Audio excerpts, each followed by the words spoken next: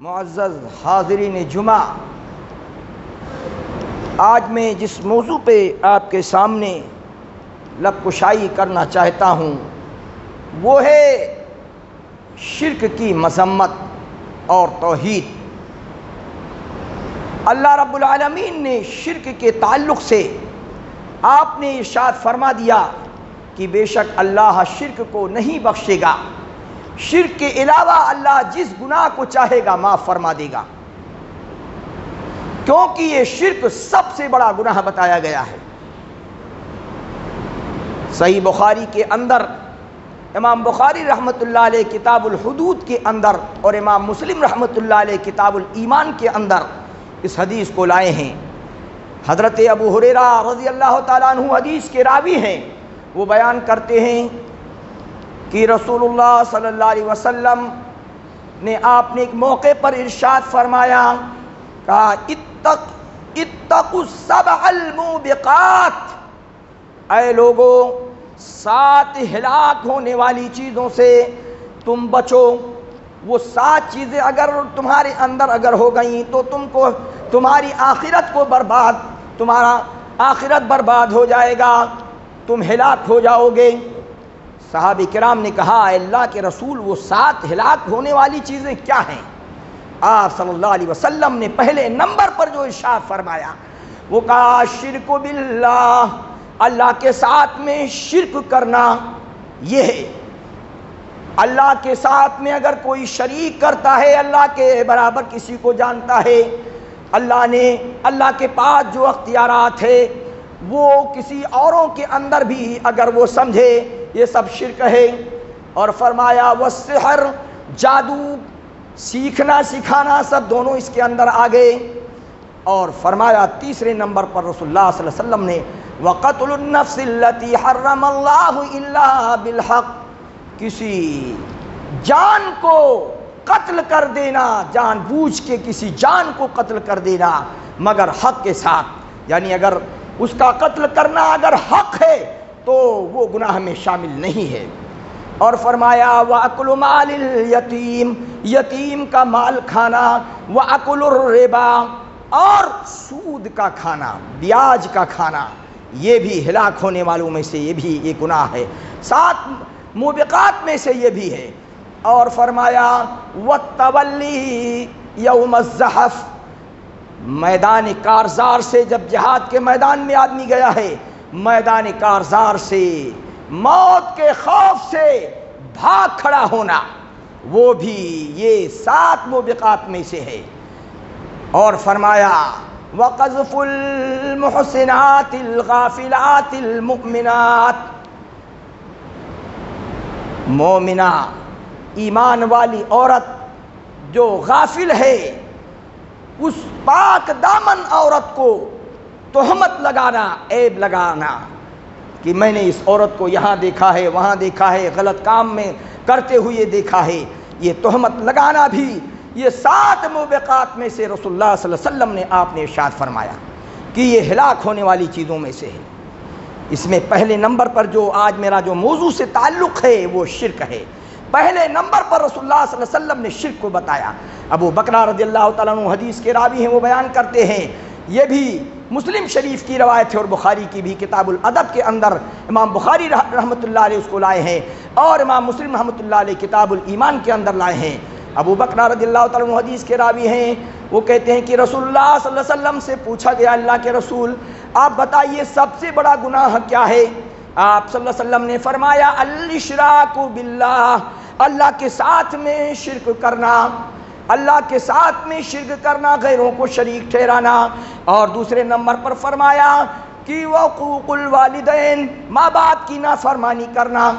یہ سب سے بڑا گناہ رسول اللہ صلی اللہ علیہ وسلم نے فرمایا۔ اسی توحید کو اجاگر کرنے کے لیے اور شرک کے راستوں سے بچانے کے لیے، شرک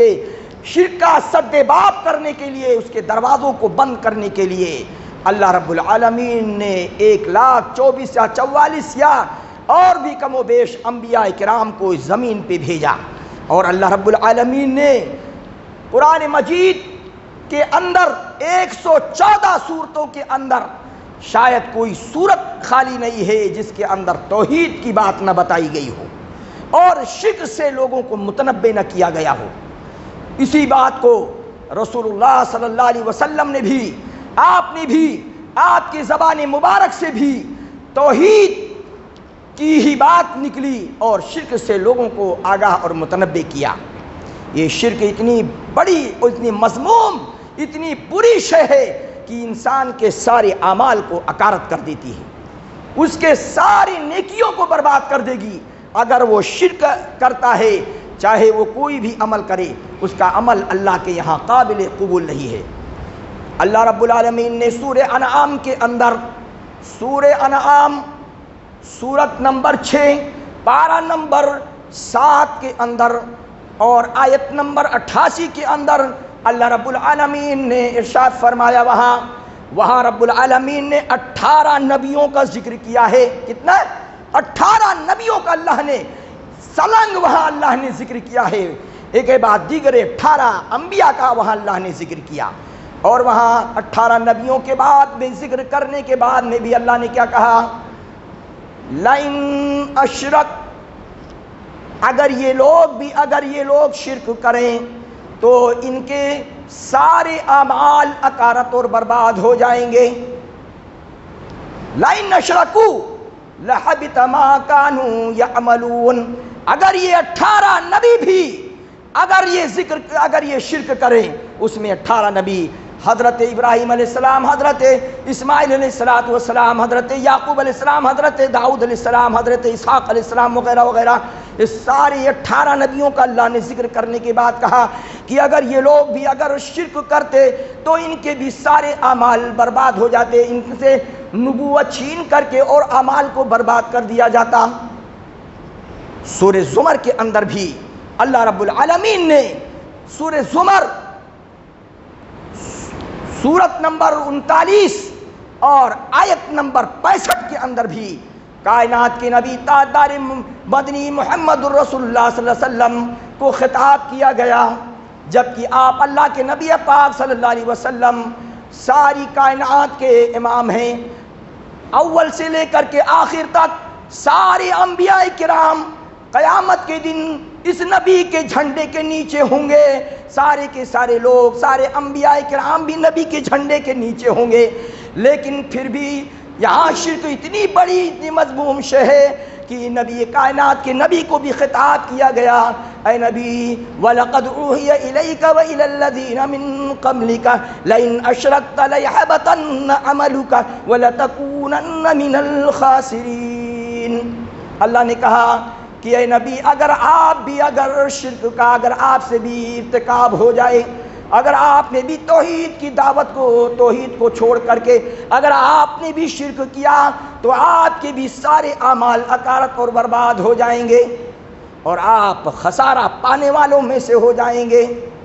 جب یہاں نبی کو خطاب کیا گیا، اس لیے یہ توحید ایسی چیز ہے کہ خود نبی کائنات کے نبی جناب محمد رسول اللہ صلی اللہ علیہ وسلم آپ مکہ کے اندر 13 سال رہے، نبی کائنات کے نبی جناب محمد رسول اللہ صلی اللہ علیہ وسلم مکہ کے اندر 13 سال رہے اور 13 سال آپ صلی اللہ علیہ وسلم توحید ہی کی دعوت دیتے رہے۔ آخری دور میں، مکہ کے آخری دور میں نماز فرض ہوئی اور وہاں نماز کی دعوت دی، بقیہ نماز کے علاوہ آپ دیکھیے زکوٰۃ ہے، روزہ ہے، حج ہے، یہ سب مدینہ طیبہ کے اندر اس کی فرضیت یہ فرض ہوا، مدینہ طیبہ کے مدینہ کے اندر مدنی زندگی میں ہوا۔ بقیہ آپ 13 سال توحید ہی کے لوگوں کو توحید کی طرف بلاتے رہے، 13 سال رسول اللہ صلی اللہ علیہ وسلم توحید کے پاداش میں، توحید کی دعوت دینے کے پاداش میں آپ برابر مار کھاتے رہے، آپ کو سزائے تکلیفیں پہنچائی گئی، کس بنا پہ؟ توحید کے بنا پہ، لیکن آپ نے توحید کا دامن نہیں چھوڑا۔ شرک کے آپ صلی اللہ علیہ وسلم کبھی مرتکب نہیں ہوئے، کبھی آپ مرتکب نہیں ہوئے، شرک سے آپ ہمیشہ بچتے رہے، کیونکہ آپ جانتے تھے کہ شرک اگر ہو گیا تو اور یہ نبوت کے شان کے بھی خلاف ہے تو میرے سارے اعمال برباد اور اکارت ہو جائیں گے۔ آپ صلی اللہ علیہ وسلم کے جانثار صحابہ کی آپ سیرت کو دیکھیے، لیکن آج امت کا حال کیا ہے اور اللہ کے نبی کے جانثار صحابہ کو، دونوں کو سامنے رکھیے۔ آج جس قدر شرک پھیلا ہوا ہے، جس قدر شرک ہے کہ اگر اللہ کے نبی پاک صلی اللہ علیہ وسلم اگر آتے اور دیکھتے اپنی امت کے حال کو تو یہ کہتے نہیں کہ میرے امت کے لوگ ہیں، لیکن وہ جانثار صحابہ کہ جنہوں نے اپنی جان دینا گوارا کر لیا، اپنے آپ کو قربان کر دیا اللہ کے نام پر، لیکن شرک انہوں نے نہیں کیا، ان کو تپتے ہوئے ریتوں میں، تپتی ہوئی ریت پہ اور پتھروں کے نوکیلے میخوں کے نوکیلے اس پہ نیزوں کے اوپر ان کو چلایا گیا، ان کو گھسیٹا گیا، طرح طرح کی ان کو تکلیفیں دی گئیں، لیکن تس سے مس نہیں ہوئے،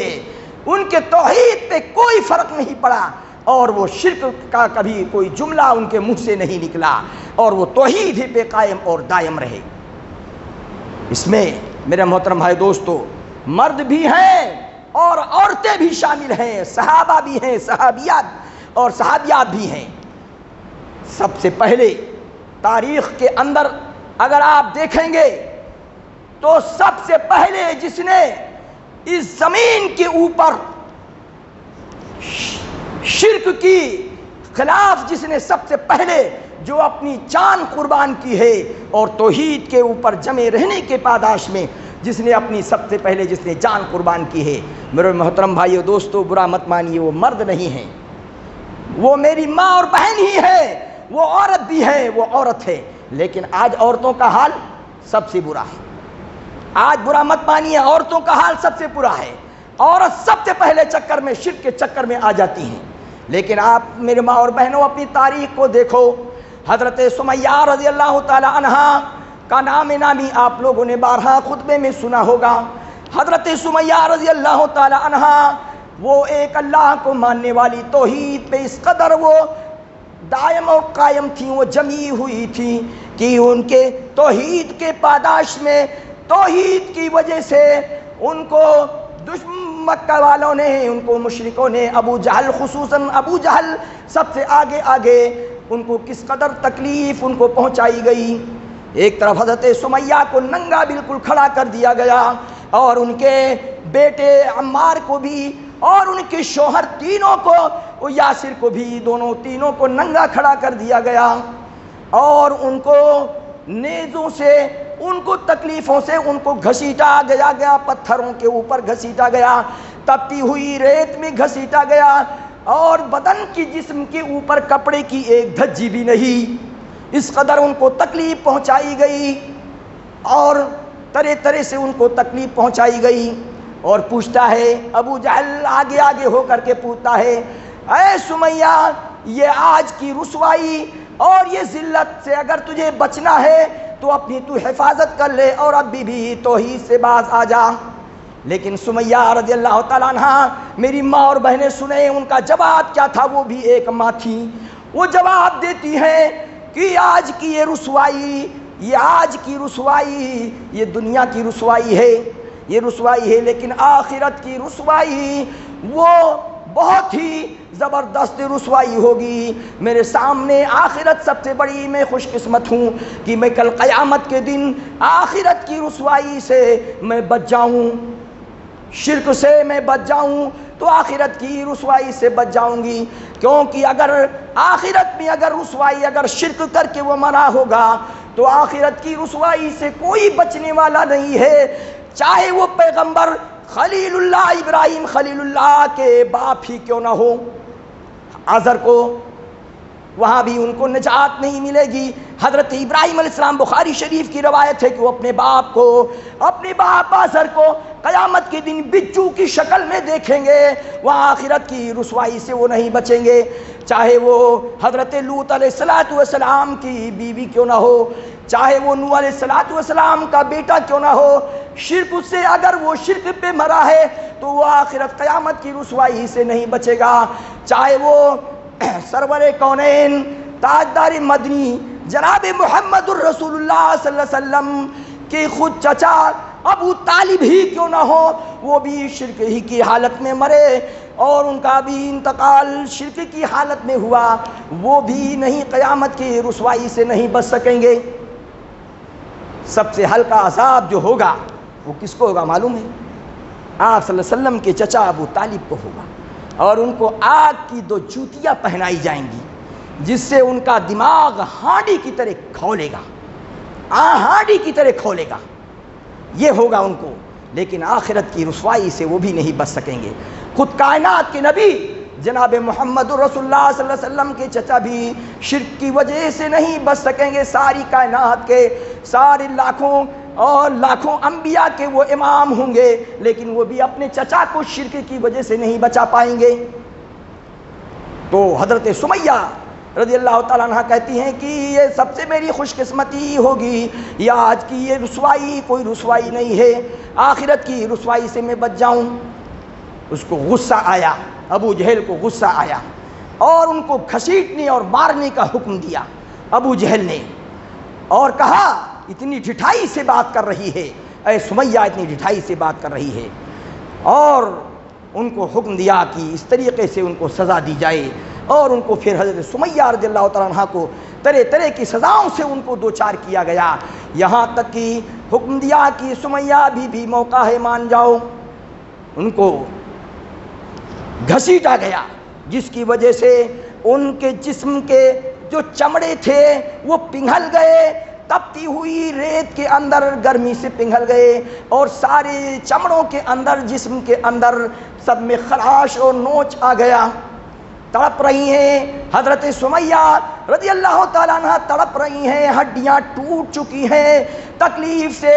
تلملا رہی ہیں، چیخ رہی ہیں، لیکن توحید کے علاوہ ان کے زبان پہ کوئی چیز نہیں ہے۔ اللہ الصمد، اللہ احد، اللہ احد ہی وہ کہتی ہیں۔ وہ ماں تھی میرے محترم بھائیو دوستو، اور میری ماں وہ بھی ایک ماں تھی جس نے سب سے پہلے زمین میں اپنا خون توحید کے لیے بہایا ہے، تو وہ عورت کی ذات ہے، وہ عورت ہی ہیں، وہ عورت ہیں وہ۔ حالانکہ مردوں نے بھی قربانی دی ہے، لیکن سب سے پہلے جہاں سوال ہے وہ عورت ہے۔ تو ابو جہل جو ہے وہ طرح طرح کی تکلیفوں سے دوچار کرتا ہے، لیکن ان کے ایمان کا سودا نہیں کر پاتا ہے۔ رسول رحمت صلی اللہ علیہ وسلم کو بتایا جاتا ہے، اللہ کے رسول اللہ صلی اللہ علیہ وسلم آتے ہیں، آپ دیکھتے ہیں اپنا چہرے انور ان کی طرف آپ نظر ڈالتے ہیں، چہرے انور ان کے اوپر پڑتا ہے، رسول رحمت صلی اللہ علیہ وسلم کے آنکھوں سے آنسو ٹپکنے لگتا ہے، دیکھ کر کے اللہ کے رسول صلی اللہ علیہ وسلم کے آنکھوں سے آنسو گرنے لگتا ہے۔ حضرت سمیہ رضی اللہ تعالیٰ عنہ بھی دیکھتی ہیں، جب دیکھتی ہیں کہ اور تینوں دیکھتے ہیں کہ تاجدار کونین کا تاجدار میرے سر کے اوپر کھڑا ہے، دیکھتے ہی ان کی بھی آنکھوں سے آنسو گرنے لگتا ہے، آنکھوں سے آنسو ٹپکنے لگتا ہے۔ رسول اللہ صلی اللہ علیہ وسلم اپنا ہاتھ اٹھاتے ہیں اور کہتے ہیں، یا صبرن آل یاسر ان موعدکم الجنہ، کہتے ہیں اے آل یاسر، اے یاسر کے خاندان والو، تم تینوں سن لو، تم صبر کرو، اور بے شک تمہارا ٹھکانہ جنت ہے۔ اللہ تمہارے لیے اس کے بدلے میں، توحید کے بدلے میں اللہ تمہارے لیے جنت میں محلات تیار کرے گا، جنت میں تمہارے لیے محل تیار ہوگا۔ اے آل یاسر صبر کرو، توحید پہ جمے رہو، توحید پہ قائم رہو، چاہے جان چلی جائے۔ اللہ کے رسول اللہ صلی اللہ علیہ وسلم آپ تسلی تشفی دے کر چلے جاتے ہیں، مارتے مارتے تھک جاتے ہیں، مارنے والا تھک جاتا ہے، لیکن مار کھانے والا کبھی نہیں تھکتا، مار وہی، اور ان کے روحانی ایمان میں اور اضافہ ہوتا ہے جب رسول اللہ صلی اللہ علیہ وسلم ان کو خوشخبری دیتے ہیں۔ پھر آتا ہے ابو جہل، پھر آتا ہے اور پھر کہتا ہے کہ کیا کہہ رہی ہو، بتاؤ تمہارا اب کیا کہنا ہے۔ وہ کہتی ہیں کہ مجھے کیا کہنا ہے اے بدبخت، تو اپنا انجام سوچ لے، تو اپنا خیال سوچ لے کہ تو توحید والے کو اس قدر تو سزا دے رہا ہے، تیرا کیا حال ہوگا۔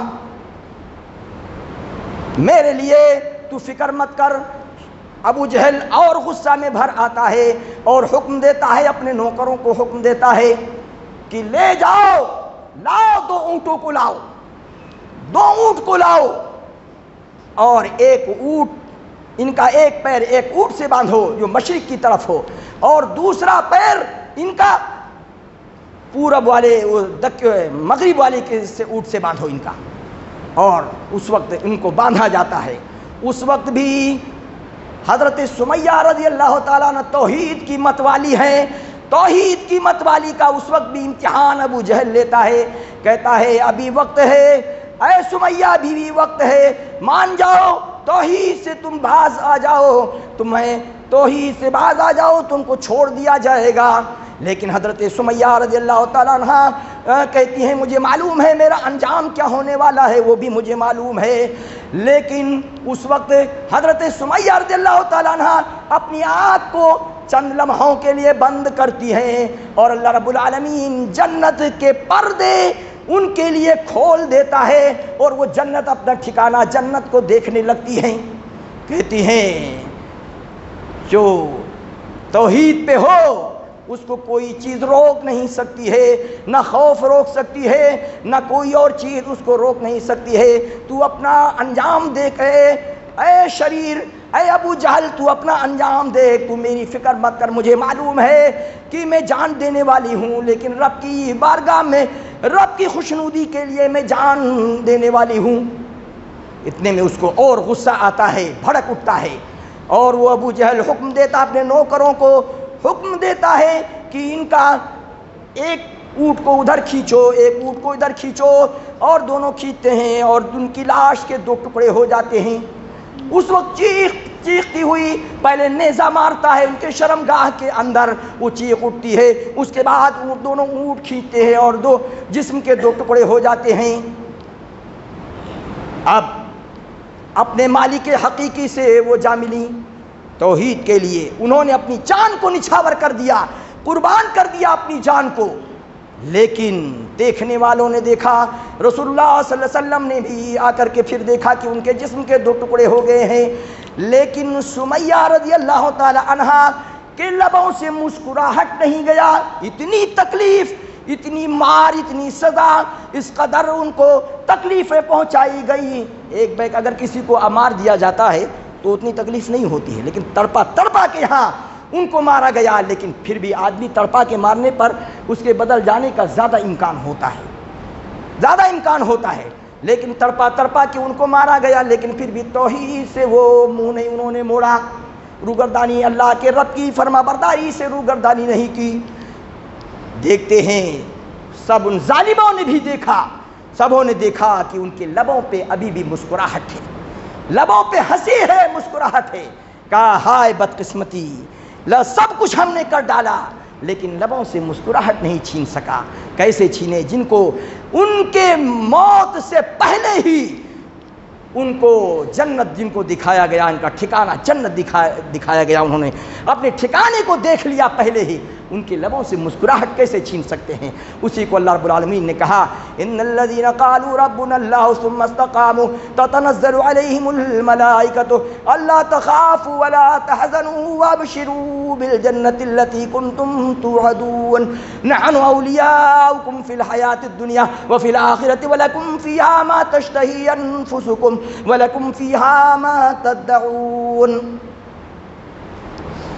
میرے محترم بھائی دوستو، ترجمہ اس کا کریں گے، کافی ٹائم ہو جائے گا کیونکہ ٹائم پورا ہو چکا ہے، وقت کی پابندی بھی ضروری ہے، اس لیے میرے محترم بھائی دوستو اسی پہ میں ختم کر رہا ہوں۔ صرف اللہ رب العالمین سے دعا ہے، اس کے اندر مردوں کے لیے بھی اور عورتوں کے لیے سب کے لیے نصیحت ہے کہ کچھ بھی ہو جائے لیکن کبھی شرک نہیں کرنا، شرک نہیں کرنا۔ شرک سے اگر شرک کرو گے تو سارے اعمال تمہارے برباد ہو جائیں گے۔ اللہ رب العالمین ہم تمام لوگوں کو، سارے مسلمانوں کو رب العالمین، جو سارے مسلمان ہیں ان سب کو رب العالمین توحید پہ قائم اور دائم رکھے اور شرک سے اللہ تعالی ہماری حفاظت فرمائے۔ وآخر الدعوانا الحمدللہ بارک اللہ لکم فی القرآن العظیم ونفعنا وإیاکم بالآیات والذکر الحکیم انہ تعالی جواد کریم ملک رؤوف رحیم۔